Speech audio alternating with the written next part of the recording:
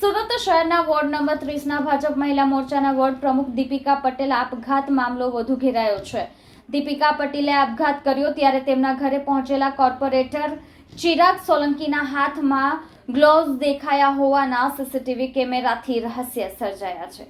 Ward number 30ના ભાજપના મહિલા મોરચાના 34 વર્ષીય પ્રમુખ દીપિકા પટેલના આપઘાત કેસમાં પહેલા દિવસથી કોર્પોરેટર ચિરાગ સોલંકીની ભૂમિકા પોલીસને શંકાસ્પદ લાગી રહી છે.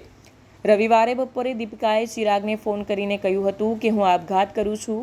ગણતરીની મિનિટોમાં ચિરાગ દીપિકાના ઘરે સર્જિકલ ગ્લોવ્સ પહેરીને પહોંચ્યો હતો, જે કોઈ ચોક્કસ પ્લાનિંગનો ભાગ બતાવતું હોવાનું મનાય છે.